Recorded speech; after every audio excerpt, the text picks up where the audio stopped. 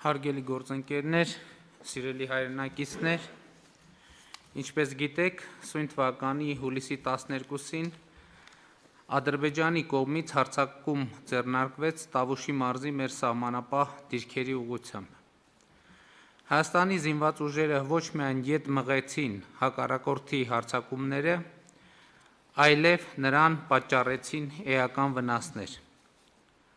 Ադրբեջանական կողմը կրել է բազմաթիվ կորուստներ, այդ թվում սպառազինության և ռազմական տեխնիկայի, ներառյալ գերժամանակակից տեխնիկայի, ինչը հայկական ռազմական ուժի, մտքի և ռազմաարդյունաբերական համալիրի ակնհայտ հաղթանակն է։ Շատ ավելի ուժեղ էր հակառակորդին հասցված բարոյահոգեբանական հարվածը, և սահմանին տեղի ունեցած դեպքերի արդյունքում Ադրբեջանում ներքաղաքական անկայուն վիճակ է ստեղծվել, ինչը այդ երկրի ղեկավարությանը ստիպում է դիմել նորանոր սադրանքների, ներքին դժգոհության էներգիան Հայաստանի և Արցախի դեմ ուղղորդելու համար։ Այս ամենի ֆոնին հարկ եմ համարում կատարել մի քանի կարևոր արձանագրումներ։ Նախ, Ադրբեջանը հարձակվեց Հայաստանի ինքնիշխան տարածքի վրա, և ևս մեկ անգամ պիտի ընդգծեմ, որ այն դիրքերը, որոնք դարձել են վերջին երկու շաբաթվա իրադարձությունների կիզակետ,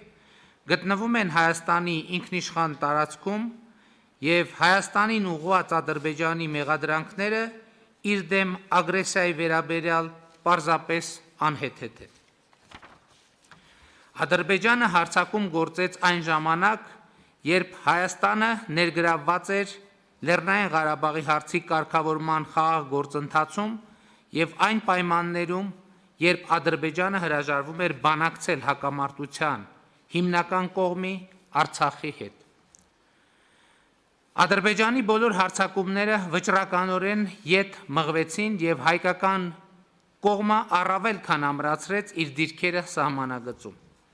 Ադրբեջանական այն միֆը, թե նրա բանակը կարող է հաղթել հայկական բանակին և հետևաբար Հայաստանը և Արցախը պետք է զիջումների գնան, հօդս ցնդեցին։ Մենք երկար ժամանակ Ադրբեջանին հորդորում ենք չփորձել մեզ հետ խոսել ուժի դիրքերից, ուժի լեզվով և ուժի սպառնալիքներով։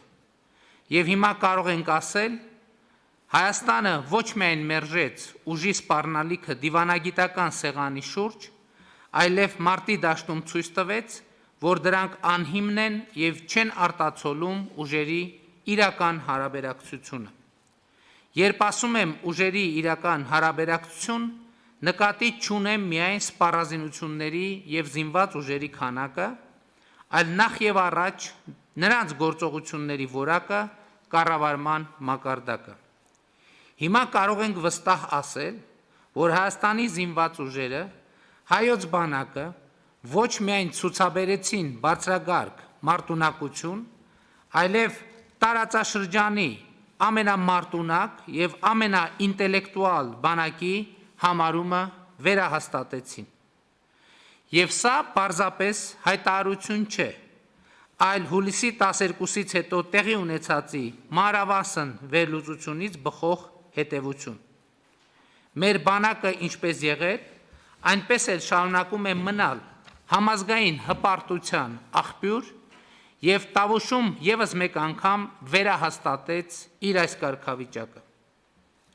Կարևոր եմ համարում նաև այն, որ Հայաստանի հասարակությունը ցույց տվեց միահամուռ աջակցություն և վստահություն իր լեգիտիմ կառավարությանը և զինված ուժերին։ Կուզենայի առանձնահատուկ ընդգծել Սփյուռքի մեր հայրենակիցների միասնությունը, Հայաստանին իրենց օգնելու նվիրումը, խոհեմությունը և սթափությունը։ Սփյուռքի մեր հայրենակիցները այս օրերին ևս մեկ անգամ ցույց դրեցին, որ մենք մեկ ամբողջություն ենք,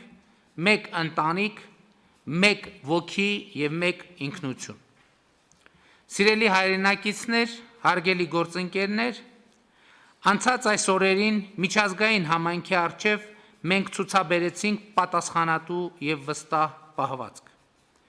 Մենք հավատարիմ մնացինք կրակի դադարեցման 3 պայմանավորվածություններին, որոնք հաջորդաբար խախտվում էին Ադրբեջանի կողմից, ամեն անգամ նրա զինված ուժերին պատճառելով նոր կորուստներ։ Մենք հանդես չեկանք Ադրբեջանի ժողովրդին և նրա քաղաքացիական ենթակառուցվածքներին ուղղված սպառնալիքներով, անգամ այն պայմաններում, երբ Ադրբեջանի պաշտպանության նախարարությունը սպառնում էր հրթիռակոծել Մեծամորի ատոմակայանը։ Այս սպառնալիքը ի դեպ պետք է դառնա լրջագույն միջազգային քննության առարկա, որովհետև ի ցույց է դնում ահաբեկչական պետություն լինելու Ադրբեջանի էությունը։ Հուլիսի 12-ից հետո միջազգային հանրությունը հանդես եկավ հրադադարի խախտումները դատապարտելու և բռնությունը դադարեցնելու բազմաթիվ կոչերով։ Հրադադարի վերականգնման գործում մեծ ներդրում ունեն ԵԱՀԿ Մինսկի խմբի համանախագահները և նրանց երկրները։ Այս տեսակետից հատկապես արդյունավետ էր Ռուսաստանի Դաշնության ներգրավումը, որն արտահայտվեց ինչպես արտաքին գործերի նախարարության, այնպես էլ զինված ուժերի գլխավոր շտաբների մակարդակով։ Միակ երկիրը, ով փորձում էր ոչ թե հանդարտեցնել իրավիճակը, այլ առավել մեծ բռնություններ հրահրել, Թուրքիան էր։ Հաշվի առնելով այդ երկրի ապակայունացնող և ագրեսիվ քաղաքականությունը իրեն սահմանակցող մի շարք տարածաշրջաններում և ավանդական հակահայկական քաղաքականությունը, որը արտահայտվում է հայոց ցեղասպանության արդարացմամբ, Թուրքիայի այս գործելակերպը մեծ հաշվով անակնկալ չէր։ Բայց նրա ագրեսիվության աճը առաջ է բերում մեր քաղաքականության որոշակի վերանայման անհրաժեշտություն, այդ թվում Թուրքիայի ագրեսիվությունը զսպելու միջազգային ֆորմատներում մեր մասնակցության ծավալների իմաստով։ Սիրելի հայրենակիցներ, հարգելի գործընկերներ, որևէ կասկած չկա, որ այս փորձությունից մենք դուրս ենք գալիս հաղթանակած և վստահ մեր ուժերի, մեր ժողովրդի և հասարակության տոկունության վրա։ Բայց մեզ անհրաժեշտ է կատարել նաև որոշակի հետևություններ։ Մենք չենք կարող անտեսել այն, ինչ տեղի է ունեցել։ Չենք կարող անտեսել այն փաստը, որ 2016 թվականի ապրիլից հետո երկրորդ անգամ Ադրբեջանն ուժ կիրառեց այն դեպքում, երբ առկա էր խաղաղ գործընթաց, երբ առկա էր ԵԱՀԿ Մինսկի խմբի համանախագահների կոչը ձեռնպահ մնալ սադրիչ գործողություններից և հռետորաբանությունից։ Ադրբեջանն ուժ կիրառեց այն պահին, երբ ողջ աշխարհն իր ուժերն ու ռեսուրսները կենտրոնացրել էր մարդկությանը պատուհասած համաշխարհային համավարակի դեմ պայքարի վրա։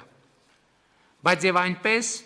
մենք մեր դիրքորոշումը հուլիսյան հաղթական մարտերից հետո ամրապնդել ենք և դրանք արտահայտվում են հետևյալում։ Առաջին, Հայաստանի և Արցախի ընդհանուր անվտանգության համակարգը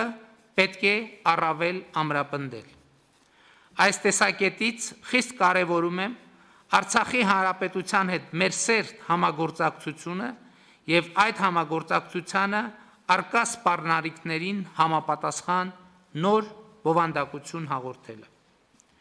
Երկրորդ, Արցախի Հանրապետությունը պետք է դառնա բանակցությունների լիարժեք կողմ։ Երրորդ, Ադրբեջանը պետք է հրապարակայնորեն հրաժարվի ուժի կիրառումից և վստահելի քայլեր կատարի հակահայկական հռետորաբանությունը դադարեցնելու ուղղությամբ։ Չորրորդ, բանակցությունները պետք է լինեն իմաստալից։ Ադրբեջանի այն մոտեցումը, որ բանակցությունները պատերազմի շարունակությունն են և դրանց նպատակը բանակցային սեղանի շուրջ ռազմական խնդիրներ լուծելն է, իմաստազրկում են բանակցային ողջ գործընթացը։ Բանակցություններն իմաստ ունեն, եթե Ադրբեջանը պատրաստ է ետ կանգնել իր մաքսիմալիստական մոտեցումից և պատրաստ է փոխզիջման։ Առանց որևէ սահմանափակման, Արցախի ժողովրդի ինքնորոշման իրավունքի ճանաչումը, Հայաստանի և Արցախի բնակչության անվտանգությունը չեն կարող զիջվել որևէ պարագայում։ Հինգերորդ, Վերջին օրերին Ադրբեջանը թիրախավորեց Տավուշի մարզի մի շարք գյուղերի սահմանամերձ բնակավայրերի քաղաքացիական բնակչությանը և ենթակառուցվածքներին։ Ադրբեջանին զենք մատակարարող երկրները պետք է հստակ գիտակցեն, որ այդ զենքի օգտագործումը խաղաղ բնակչության դեմ հանցագործություն է, քանի որ այնպիսի տպավորություն է ստեղծվում, որ Հայաստանի զինված ուժերի և խաղաղ բնակչության դեմ կռվում է ոչ թե Ադրբեջանը, այլ օտարերկրյա ճշգրիտ մահաբեր զինատեսակներ արտադրող միջազգային կորպորացիաներ իրենց մասնագետներով հանդերձ։ Արդեն երրորդ տասնամյակը ձգվող հակամարտությունը լուրջ վնաս է հասցնում Հայաստանի սահմանավերձ բնակավայրերին և Արցախում ապրող մարդկանց և խախտում է նրանց քաղաքական, տնտեսական, բնապահպանական, տեղաշարժի և այլ իրավունքներ։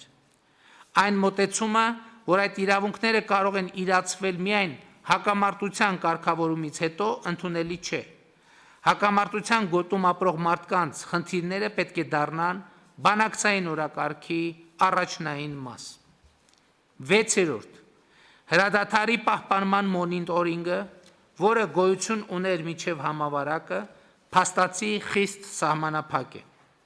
Անհրաժեշտ է ներդնել արդյունավետ միջազգային մոնիտորինգ, որը լինի մշտական և ունենա ստուգողական մեխանիզմներ, որոնք կարձանագրեն, թե երբ և որ կողմն է խախտել հրադադարը։ Նմանօրինակ մոնիտորինգային գործունեություն կարող է իրականացնել ԵԱՀԿ գործող նախագահի անձնական ներկայացուցչի գրասենյակը, որն ունի տարածաշրջանում տարիների փորձառություն և կարող է ապահովել ԵԱՀԿ դիտորդների մշտական ներկայությունը տարածաշրջանում, թե պետական սահմանին և թե շփման գծում։ Զինվորականների միջև տեղում ուղիղ կապի ապահովումը արդյունավետ գործիք է միջադեպերը կանխելու և պարզաբանելու ուղղությամբ։ 7.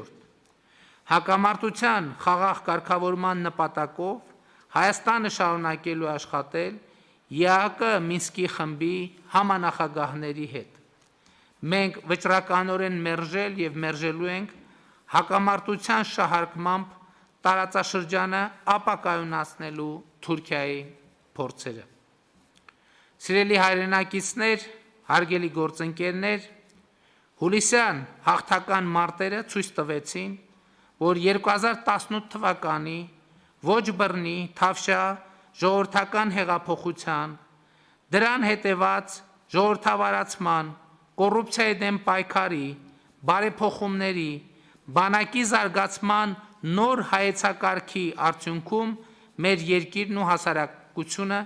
դիմակայունության ու համախմբվածության նոր մակարդակի են հասել։ Մեզ կարելի է ոգևորվել այս փաստից, բայց և այդ ոգևորությունը